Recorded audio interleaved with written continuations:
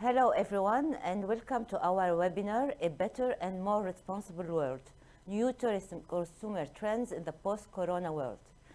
The webinar is organized by the Israel Ministry of Tourism. My name is Dina Haddad. I'm Director of Sustainable Tourism Development and Information Science at the Policy Planning and Strategy Administration at the Ministry.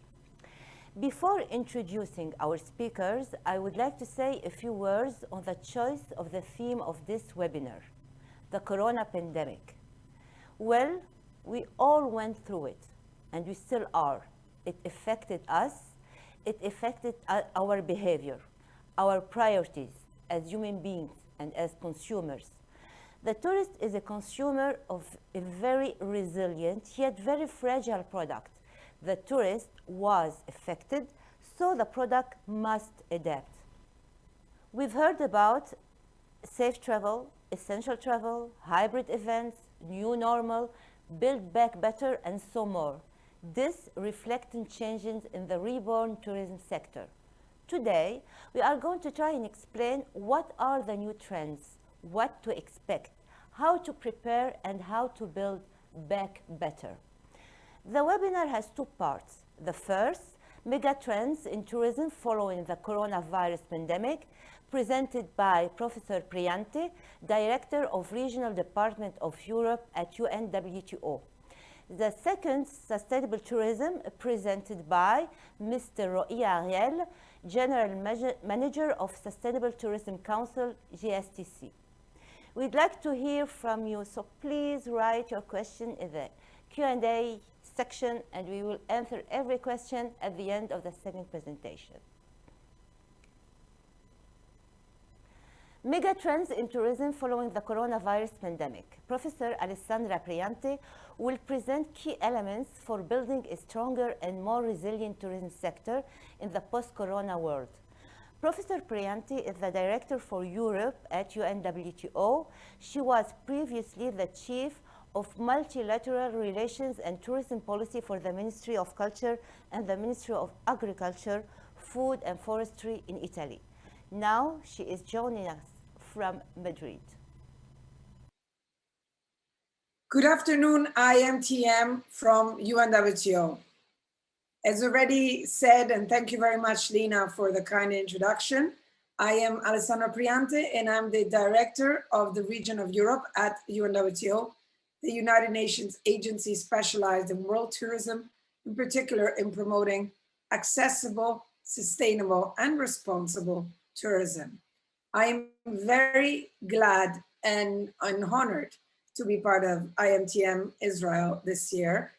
And I've been promised that next year it's going to be presential, so I'm really looking forward to be with you, all of you, physically. So now let me continue this conversation by focusing on the topic of this important webinar, which is how to create a better and more responsible world. And what is UNWTO actually doing in this post-COVID-19? I want to say post because Israel has really been leading very, very much in the restart, I would say, in the definitions of the lines of recovery.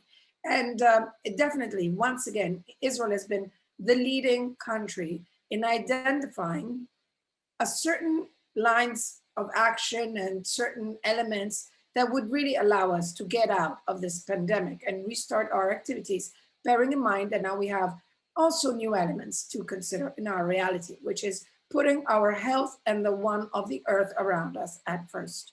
So today, I have the pleasure of sharing with you a little presentation about the activities of UNWTO, especially in this specific time. So shifting over to my presentation, I would like to share with you, first of all, and remind you that the UNWTO in this period particularly has really been touching the core of its essence as United Nations, because we are really at the forefront of making sure that tourism not only is understood as one of the key driving forces of global economies and communities, but is also to be considered probably as one of the main industries that can actually allow us to restart our economies, our life as it was before, and maybe definitely even better. So what did we do in COVID-19 times? Well, we, since March, when the pandemic was declared, we immediately focused on making sure that we were monitoring all the data. And we were trying to understand every element that we had in our hands, and not only to understand, but to monitor it and to analyze it, but also to use this baseline of data as a way to predict. And we can do so because we are by far the global source of data for tourism. And we normally would come out every beginning of the year to say, what is the trend looking like? What is the year looking like? We just finished 2019 by confirming that tourism was growing at a pace of 3.5% every year in international tourism arrivals. What happened? Pandemic, closure, 100% of all worldwide destinations in April, so just a month ago, had introduced travel restrictions. So basically no international mobility, no tourism. So we witnessed a year without precedent. We were trying in the beginning to compare with SARS-CoV, but where there was, of course, a big halt in the Asian part of the world. But in reality, we had to confront ourselves with Europe being at the center of this enormous happening in our planet. So what we noticed, obviously, was a double-digit decrease, which basically allowed for a cannibalization of the international arrivals that were actually reduced by over than 1 billion. So if at the end of 2019, we're 1.5 billion, now, as you might have seen and you might have noticed to our latest data, January 2021, it was down 87%. 87% down, it's basically bringing a sector to a total halt. And obviously with all travel that has been either restricted or being very complicated and only bilateral corridors being open, not even Schengen in the EU active, obviously there was no real tourism, just small reopenings that happened during the summer of 2020 that could guarantee a little bit of a lifeline for the private sector of the tourism industry. And that obviously mainly focused at the domestic level. Now, for us, and we're going to see this a little bit later, this represents a trigger for something better to come, because obviously every challenge and every threat has to be seen as an opportunity, as something that can allow us to grow. And this crisis obviously taught us a lot of things. One of them, among all, is that we have to keep an eye on everything that is happening around us, because data are really the main element that would drive not only the strategies to come, but every single element of our society. Now, Israel has been leading in this, because Israel was amongst the first countries, not only in COVID, but way before, to use artificial intelligence, for example, in establishing ways of identifying how the population was evolving. So for example, this technology was very useful in the moment that COVID-19 happened, and we were still a year ago really figuring out the second T, which is the trace, test, trace, and treat, which was a trace. So with the technology, Israel was able, for example, to identify the people that were really affected by a sample reproduction of what were the numbers that were actually detected. So again, if you remember, this is what was happening a year ago. Now we're talking about vaccination. And again, in vaccination, Israel has led the way by making sure that the majority of the population, the vast majority of the population, is actually vaccinated. So life could begin again. This year, 2020, when you translate these numbers into the impact that it had on global society and global economy, these are the numbers that we're looking at. We're looking at over 120 million direct tourism jobs lost. We're talking about trillions of dollars lost in terms of impact to global GDP. And obviously, we're also talking about the lifeline of SIDS and LDCs in many African countries, many other developing countries that are at risk, because at the time we were using, let's say, the benefits and the profits of tourism to actually invest in all these areas and making sure that their biodiversity and their lifelines were guaranteed. So basically, all the critical resources that we were putting away together for the conservation of natural and cultural heritage are at risk. So one of the things that we do at UNWTO when we approach it at a global level definitely is to keep track with our data, make sure our data communicated more rapidly and more consistently. Therefore, our barometer that only comes out every 4 months started to come out every 2 months. We set up an enormous amount of recovery tracker. In other words, we put our market intelligence force at the disposal, not only of the member states, but of the world. In our website unwto.org, you will be able to find literally everything. Now, what is the interesting situation here? The interesting situation is that we use these data to actually perform forecasts. And we've been doing that from last year. We've been forecasting, for example, when we would be able to go back to the original data that we left at the end of 2019. And in the beginning, we thought, well, it really depends on when we are reopening the borders.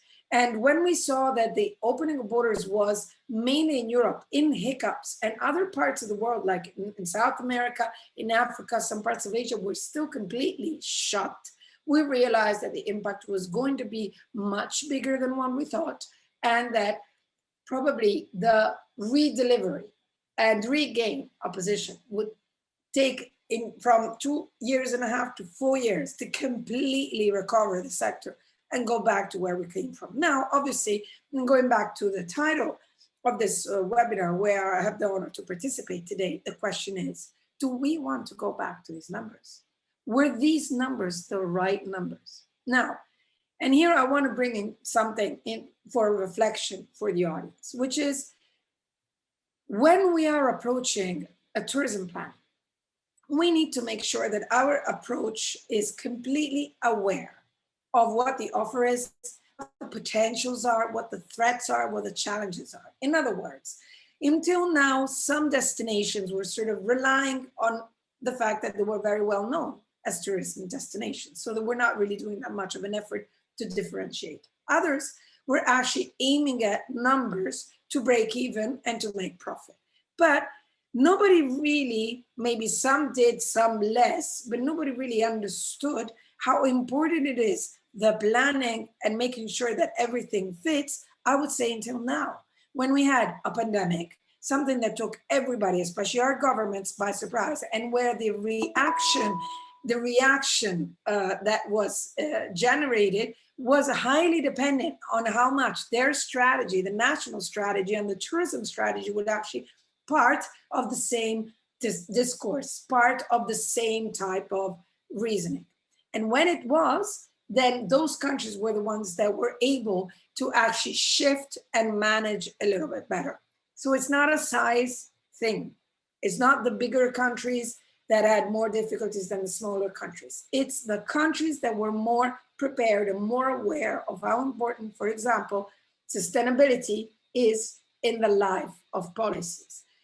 Sustainability, which now is becoming like a global objective for real, and we've been advocating for a very, very long time, I would say for it since we were created, by saying that sustainability in its tripartite forms is the driving force towards building a more resilient and more, I would say, lively, in the sense of maintaining its possibility of living, society and economy.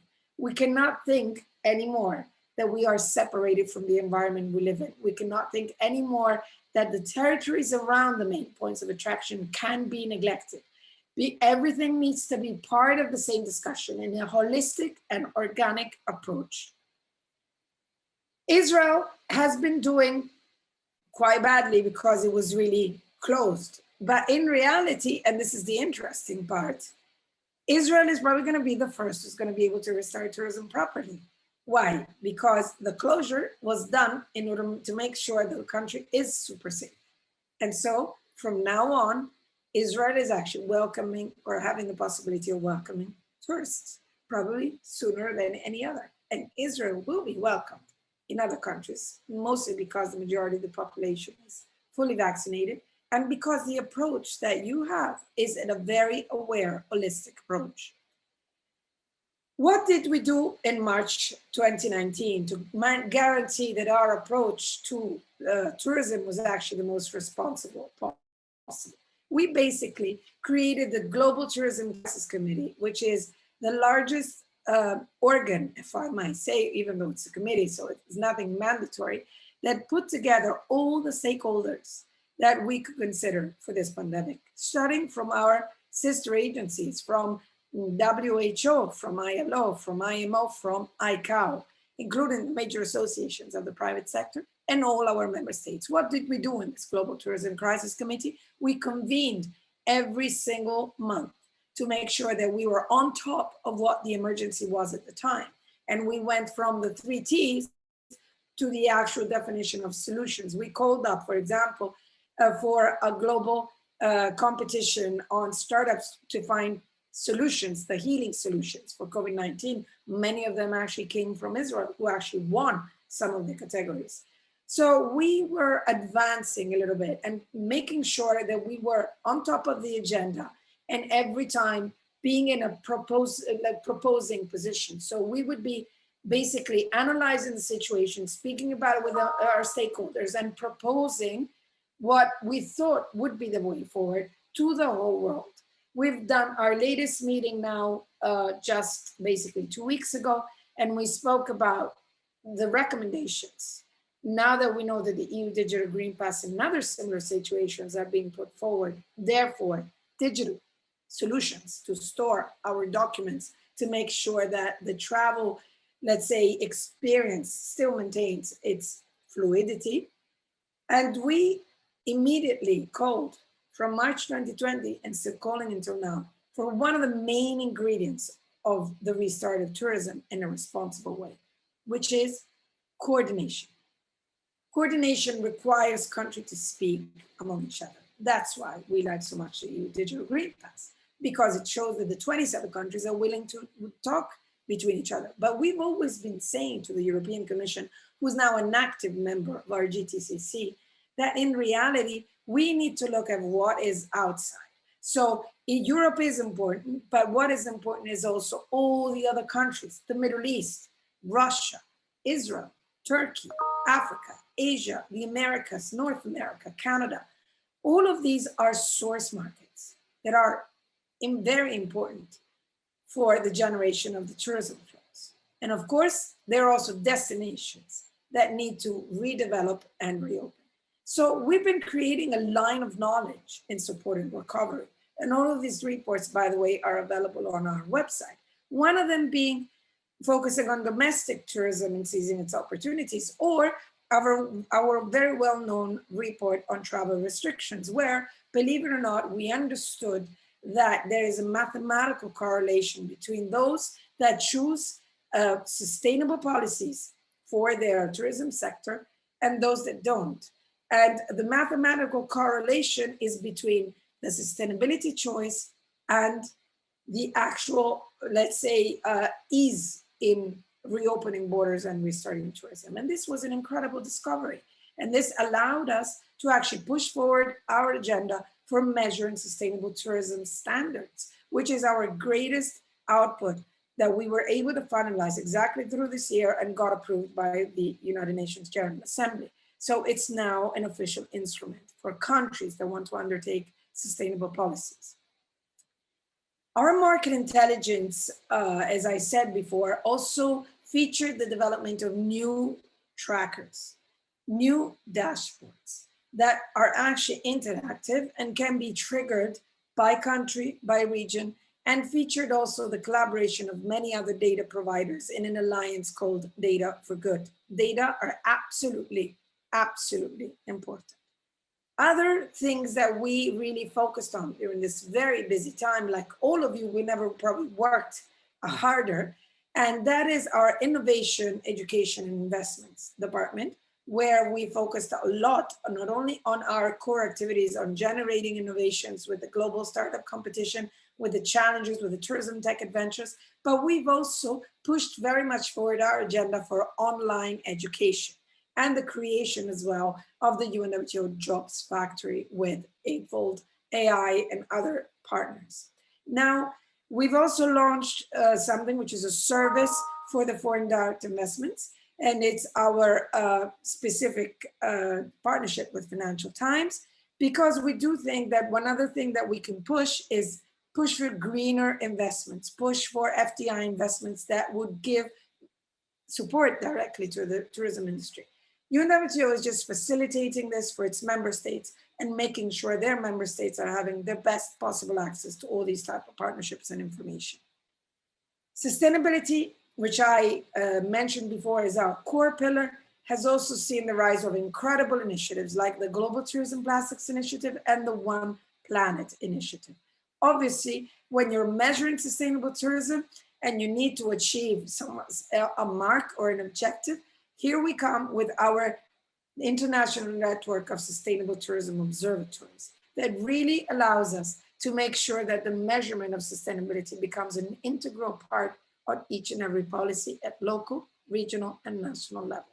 Ultimately, we have to become sustainable as well as consumers. So it's important that everything becomes a practice. So as I mentioned before, as one of our outputs of our GTCC, the way forward is for us to take a responsible approach towards the priorities. And one of the priorities for us is tourism for rural development, something that is very dear to Israel and which Israel is expecting to be playing a leading role.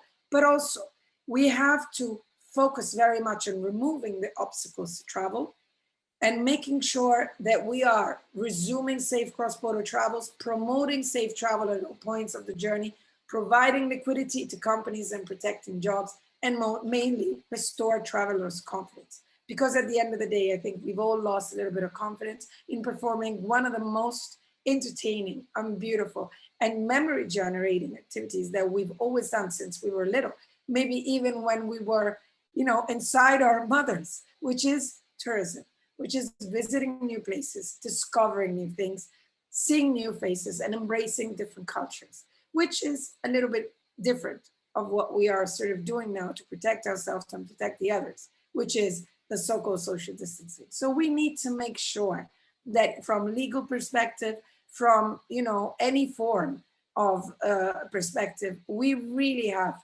a big impact in restoring travelers' confidence. We want really people to go back and think that they can travel again. So welcome any possible tracking solution and welcome to the EU Digital Green Pass. We are really looking forward to restarting tourism properly and to make sure that really, as I said before, next time, all of this is going to be presentable. So thank you very much and shalom to everyone. We thank Professor Priante for the most informative presentation, and we go to Taiwan to join Mr. Roy Ariel. Mr. Ariel will present sustainable tourism as being one of the most important and crucial trends to build a better and a more responsible tourism sector. Mr. Ariel is the General Manager of Sustainable Tourism Council, GSTC, and previously he managed the GSCC Communication and Events and works at UNESCAP. And of course, again, please write your question in the Q&A section. All right. Thank you very much, Lina, for the introduction, and hello to everyone. As Lina mentioned, my name is Roy Ariel from the GSTC, the Global Sustainable Tourism Council. So first, let me just provide a clear understanding on what the GSTC is. The Global Sustainable Tourism Council is the leading global authority in setting and managing standards for sustainable travel and tourism. So speaking about sustainable tourism, we can see that it's out there all over the news and media, how eco-sustainable tourism, protect the planet, visit California, sustainable tourism in Greece, how to travel the planet in a sustainable manner, how ecotourists can avoid being greenwashed, how to travel without trashing the world, and if sustainability certifications are worth it. Another important trend that we see over the past few years is also by travelers. In a report from 2019, Booking.com has found out that 70% of global travelers say they would be more likely to book an accommodation knowing it's eco-friendly or not. So this is what we will be talking in my presentation about some important trends regarding sustainable tourism over the past 2-3 years and the near future to come. So let's first understand what sustainable tourism is according to the most common definition set by the UNWTO and UNEP in 2002. Tourism that takes full account of its current and future economic, social, and environmental impacts, addressing the needs of visitors, the industry, the environment, and host communities. But it's really important to understand that when we speak about sustainable tourism, it doesn't refer to a specific type of tourism, such as ecotourism or nature-based tourism. These are just other segments, like when we say health tourism, or if we speak about pilgrimage and religious tourism. When we refer to sustainable tourism, it is actually an aspiration for the impacts of all forms of tourism, whether it's adventure tourism, cityscape, if it's focused on food, on health, culture, or whatever. All should be, when we say sustainable tourism, it refers to everything should be more sustainable. And in that sense, over the past two plus decades, there have been a lot of organizations that were trying to help us, both consumers and those in the travel industry, to recognize what sustainable tourism is. Because we can sit here and have a conversation about the meaning of sustainable tourism for a long time. But we do need something that will help us to understand when we look at the hotel, when we look at the tour operator or another business, is it operating in a sustainable manner? And that's why many have created certain labels and standards and schemes to try to help and identify those businesses and destinations that are sustainable.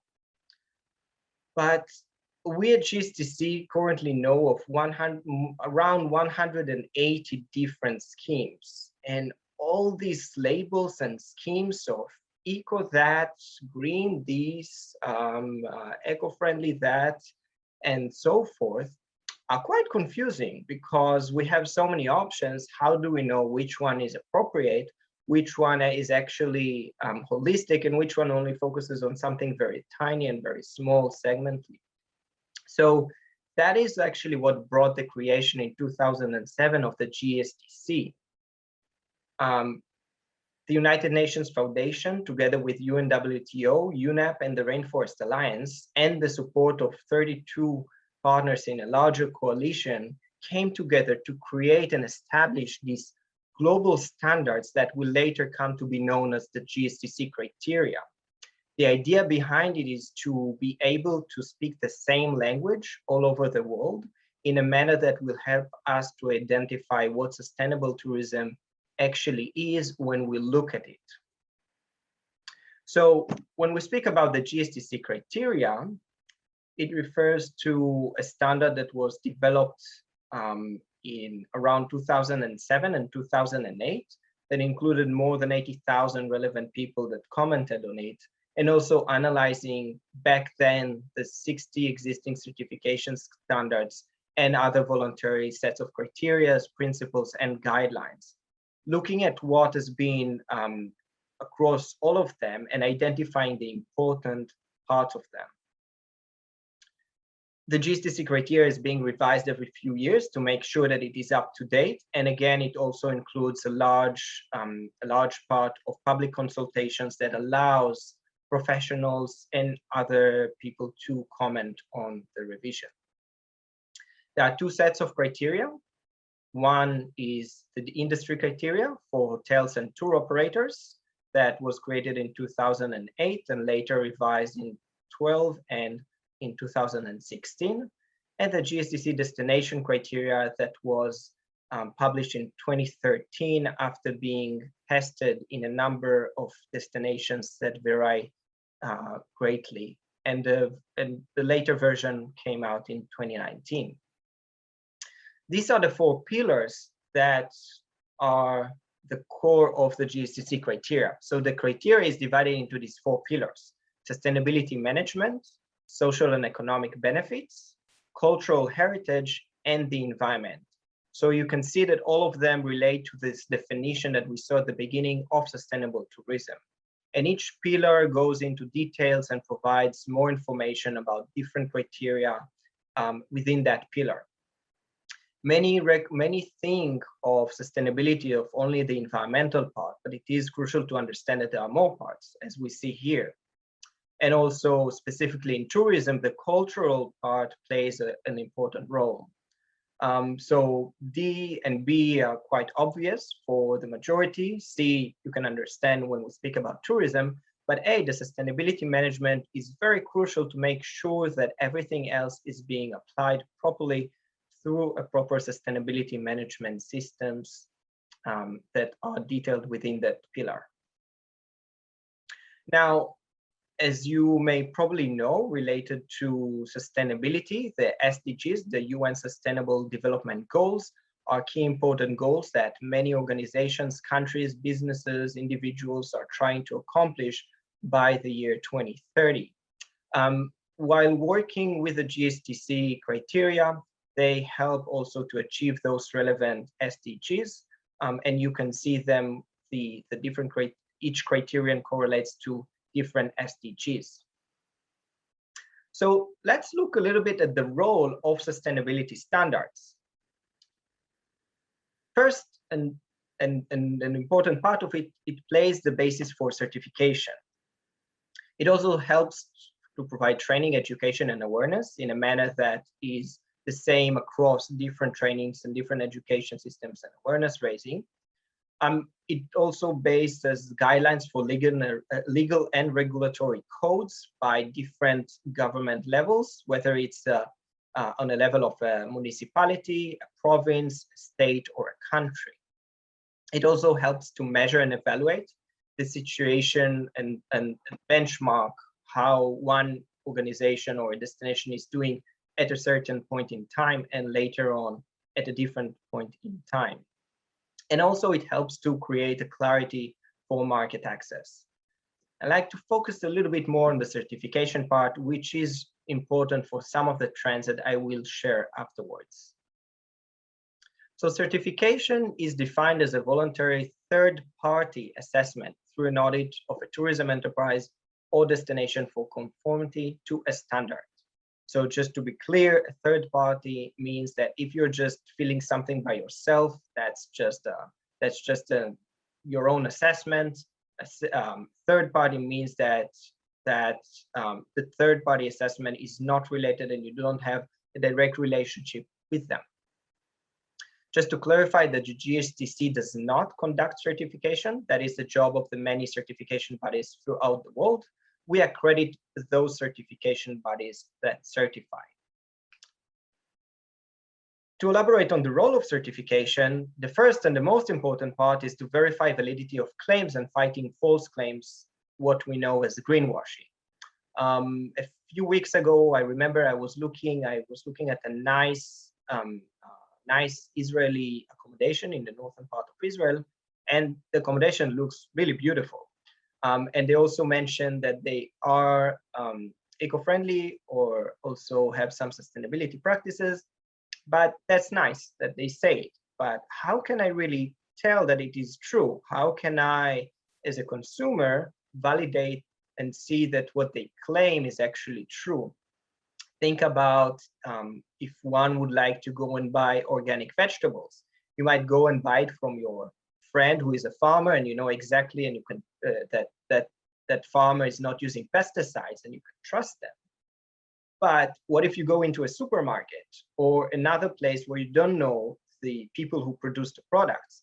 You then look at the label, which you hopefully trust, to say that that product is organic, or perhaps that chocolate is fair trade, or that coffee is organic, and so forth. So it really helps to validate claims and fighting false claims.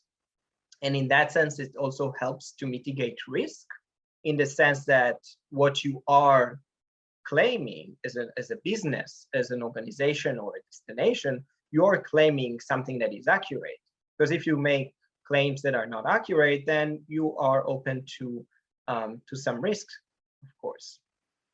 It also provides a discipline for improvements because certifications, if you're not yet certified, you would probably need to comply with different aspects to reach the certification level. And once we are certified, you need always to improve yourself and make sure that you are in line with compliance. It also acts as a market access function that I will also show a few examples later on. So how would one choose certification when there are about 180 labels floating around the tourism industry? The range is enormous, from rigorous, impartial, and excellent schemes to, frankly, poor schemes.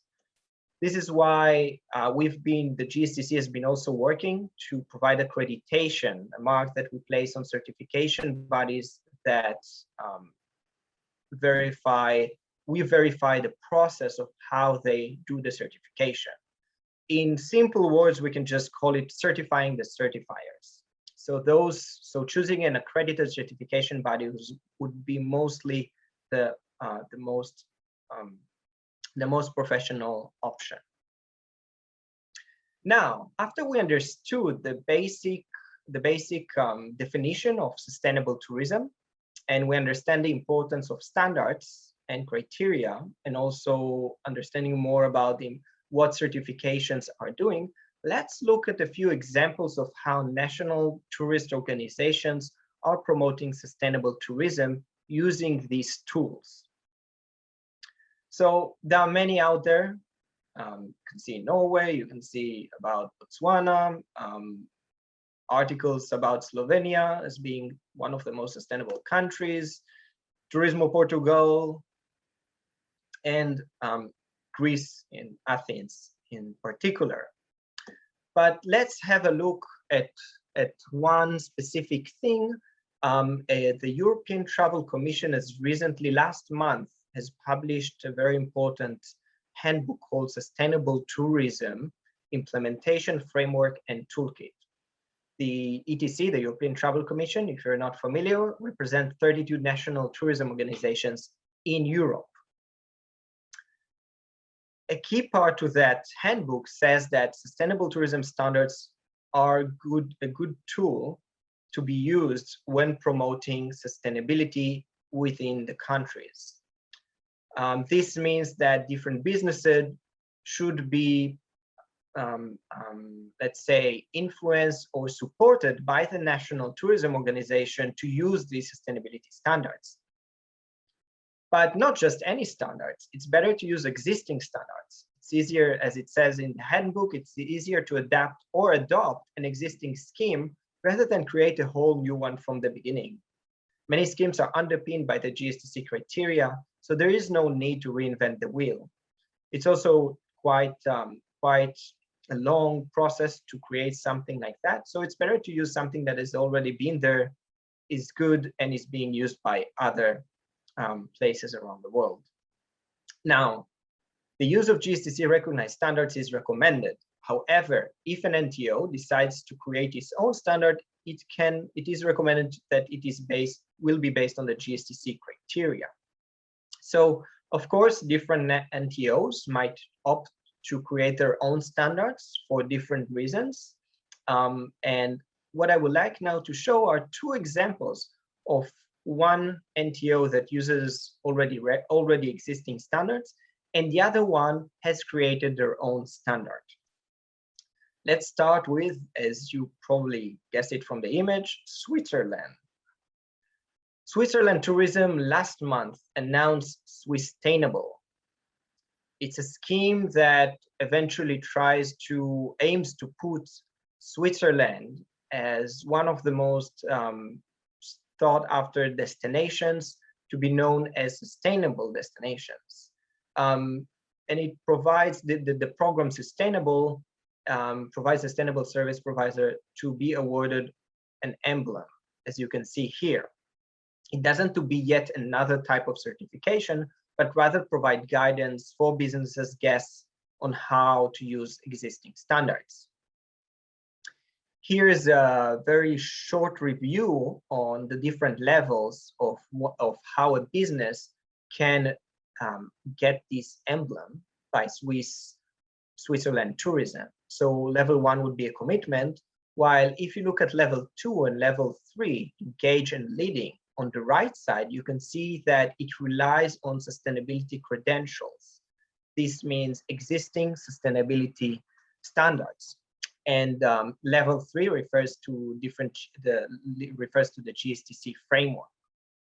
So part of it, of how Switzerland Tourism is promoting and also supporting the businesses that are collaborating with this program, is to provide certain incentives, such as effective marketing through Switzerland Tourism brochures and channels. It's also if you're a Swiss business and have this emblem of sustainable, then you will be listed on My Switzerland with corresponding mentioning as sustainable business. Also, it is now going to be one of the decision criteria in RFPs to host events by Switzerland Tourism.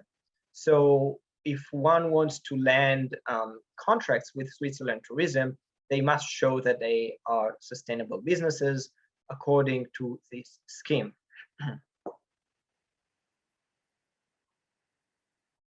The second destination that I would like to give as an example is Japan, that created their own standard based on the Gstc criteria. The standard is called the Japan Sustainable Tourism Standards for Destinations. So this standard is not for businesses, but actually the destination level for municipalities and destinations that manage tourism in an area.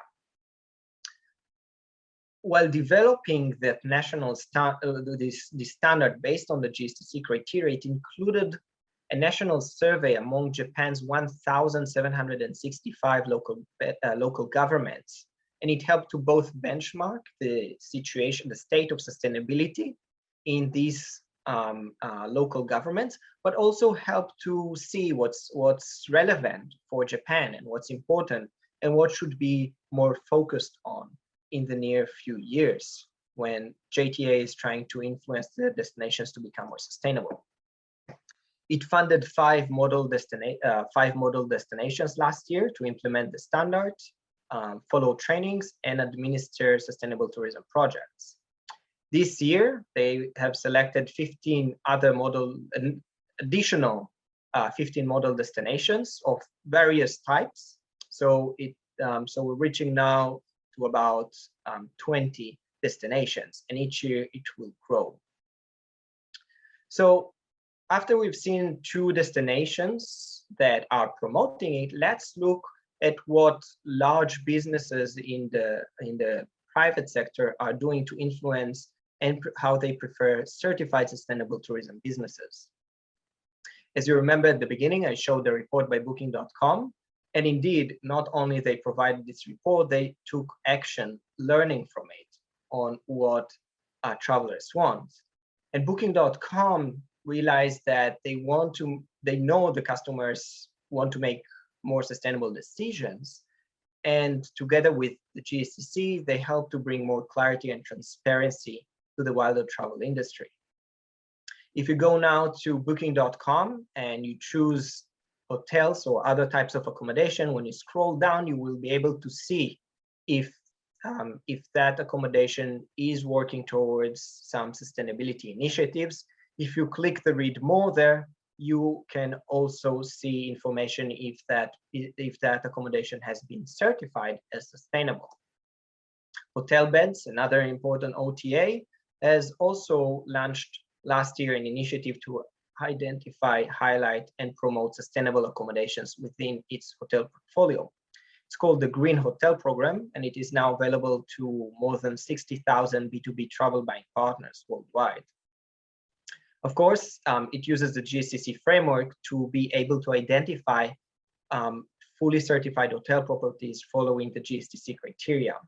So we can see that using standards and certification really helps for large businesses and customers to identify proper businesses that are indeed sustainable, because it will be very difficult for each organization to go and check by themselves the claims of different properties.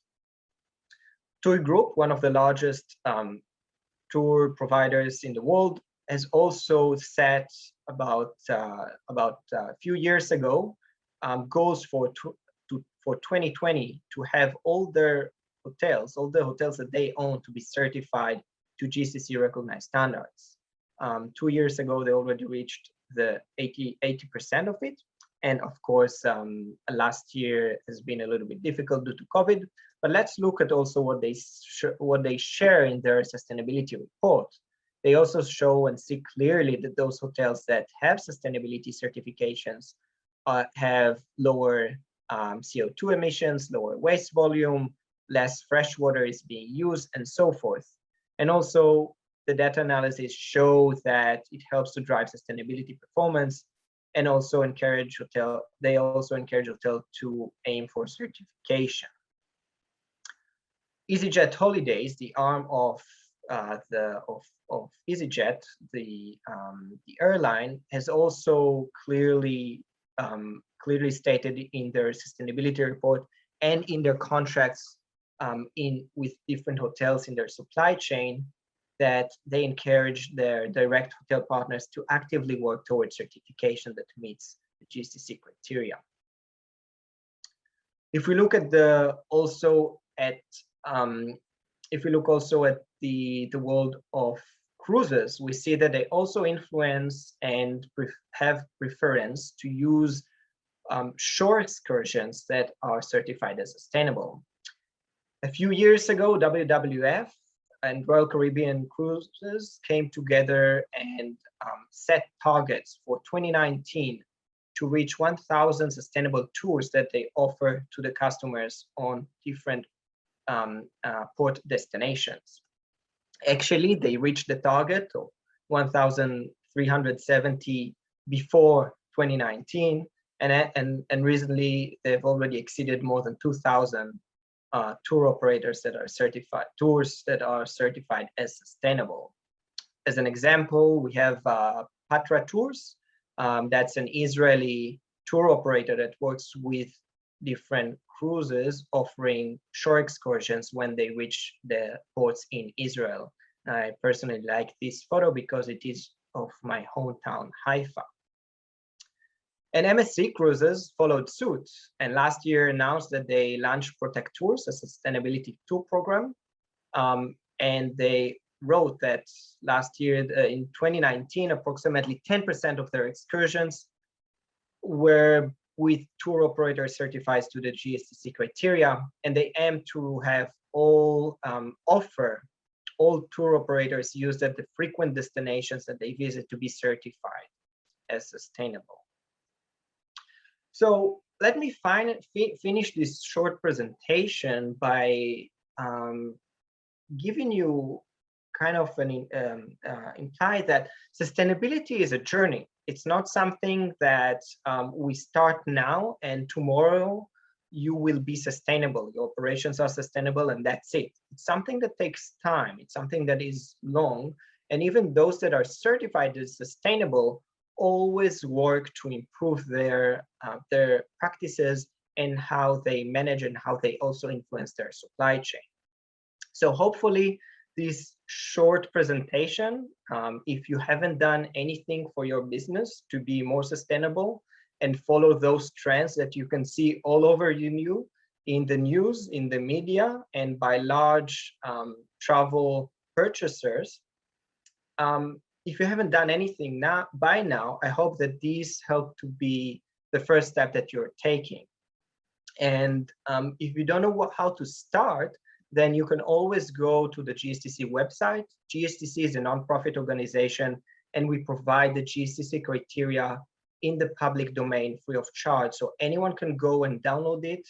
We also have shared a number of translations to different languages to make it more accessible for everyone. You can use it and you can just find out what you're doing well, what you would like to improve. Perhaps in the near future, if certification is something that is of interest to you, then you might opt for it. And of course, we would recommend to choose those accredited certification bodies. But if certification is not something that you see in the near future, that is also fine. Any action is helpful. The more the merrier, and just go and take and start walking in this long journey, which is called sustainability. Anything that you as a business will do will have good impacts, of course, on the whole environment that we live in, and hopefully also for your own business. If you would like to get more information, feel free to visit the Gstc website, LinkedIn page, Facebook, or Twitter. And thank you very much. And I will stay here now to answer your questions if you have about issues related to sustainability in tourism. Thank you very much. Thank you very much, Roy. I would like to say that sustainability is a subject that is very personal to me and very important personally to me. And like I say, I always want to explain how important the sustainability is for businesses and for destination. But I get like sometimes a very, very negative feedback that it's not the time. There was a pandemic. We lost money, we lost our employees, we are scared of the economical situation. So is it now the best time to talk about sustainability or to invest in sustainability? Well, Lena, these are very, very important and proper, understandable concerns. I'm familiar with numerous tour operators and DMC that at this moment for almost a year, they have no clients at all and no income whatsoever. But putting that, quite a few of these tour operators, accommodations, and of course destinations use this kind of dead time. So I was just reading, I can't remember, I think it was on Skift. They call it the Great Pause. They're using this time to invest a little bit in knowledge and skills of the employees whenever is possible. Also, many people have lost jobs over the past year, and we at GSCC have seen skyrocketing amount of people that attend our training and learn more about the Gcc criteria and sustainability in general. So putting that, and also including the comment that we are seeing that the trend becomes stronger. So in my presentation, I referred to a report by Booking.com from 2019, but all reports also from the past year as well show the same trends that becomes bigger, larger, because people understand that that sustainability issues or things like that are quite important for all of us human beings on this planet.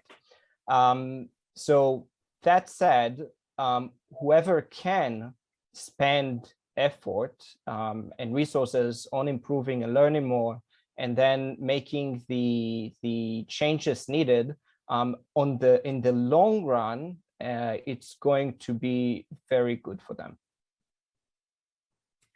Thank you, Roy. Hi, Alessandra. I have a question. Could you unmute? Please, you are on mute. Can you unmute? Obviously. Okay, it's okay. Hi, Lena. Okay. Shalom, everyone. You spoke a lot about Israel and AI and all what's been done, in fact, for this recovery. Are you optimistic?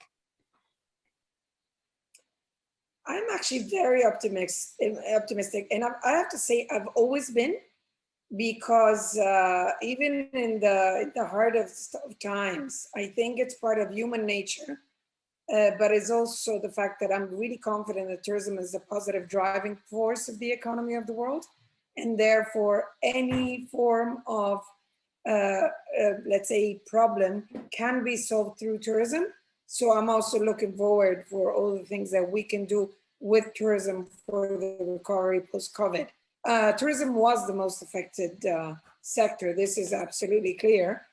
But what is also clear is that we are always in the position to be that key that when you put in the engine and you turn the engine on, everything restarts and can restart at a very beautiful speed. So I am just hoping that, as I also said in my presentation, that everyone understands that sustainability has to be a real practice, so that the more sustainable we are, the quicker and the better we can actually recover. Alessandra, everything is changing like really, really fast. You know, we say something, we woke up, the situation has changed, and we must adapt and adapt and adapt. And now we are working on the recovery but we've learned. We've seen mistakes. We are learning from our mistakes. What are the most important things that we must avoid not to do again? Please don't do it. It's a mistake. It will cost us. What can you think about? Well, that's a great question, Lina, I would say. And I would like to ask anybody from the audience who actually made it, because first of all, I think the mistake is to show that you are unprepared. Therefore, be very, very careful in the way you communicate. Tourism is very much based on communication, as we all know. But reality is the unpreparedness of Europe to become the center of this pandemic was reflected in the fact that countries started having some random communication. People going on screen with, showing that they couldn't even put masks on. Now, everything becomes important when we are in emergency situations.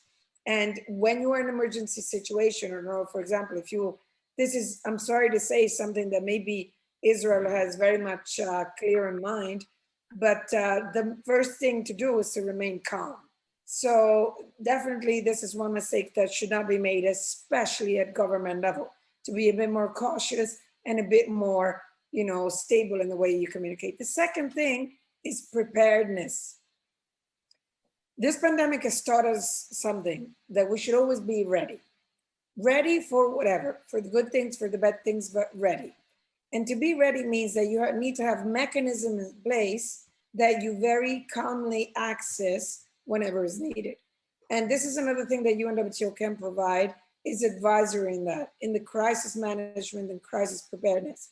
Another thing, as I was mentioning in the presentation, we realize that when countries choose sustainability as a main practice and a main objective, they put in place a level of programming and planning and a level of, let's say, if you allow me, of organicity in the approach to policy that allows them to react much better than others. So in this sense, once again, sustainability is the key.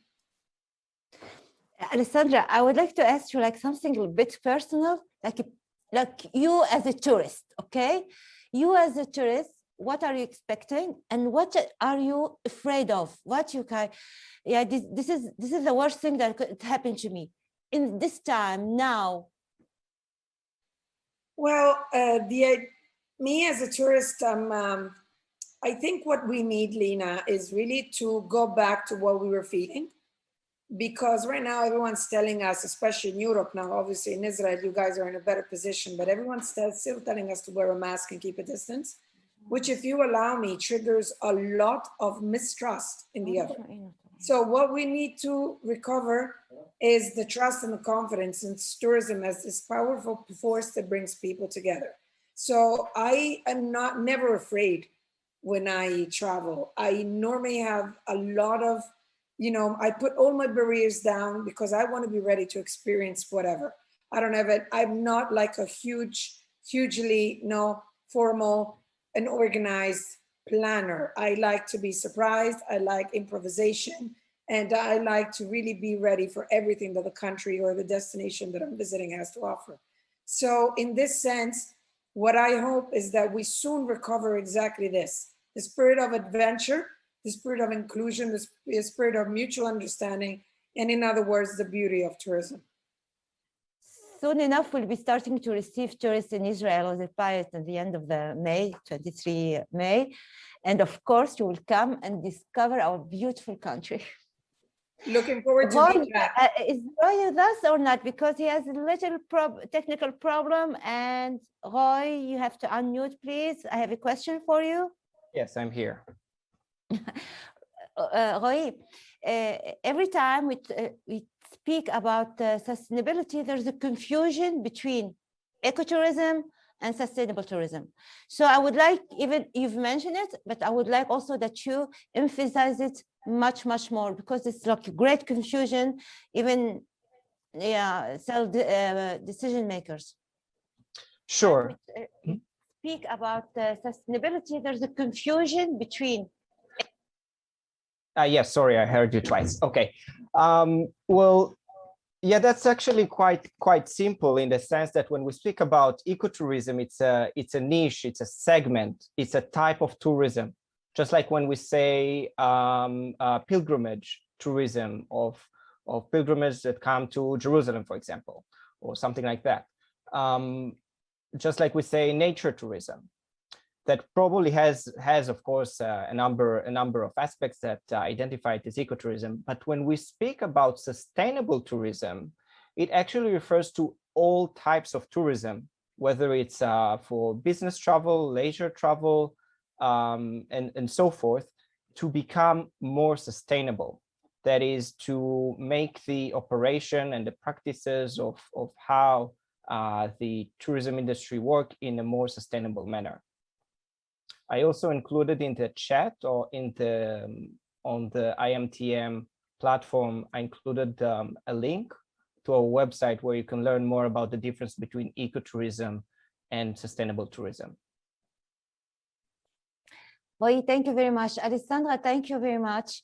And thank you for all those who joined us, to have from Canada, from Greece, from Ukraine, from Israel, of course, and from Morocco, who joined us. And to let you know, the recording of this webinar will be uploaded to IMTM platforms in the couple of days.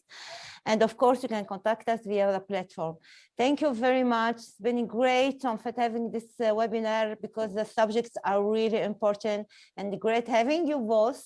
So hopefully we'll see you soon in Israel in person. Bye. Thank you very much. Thank See you you in very Israel. much. Goodbye. Bye-bye.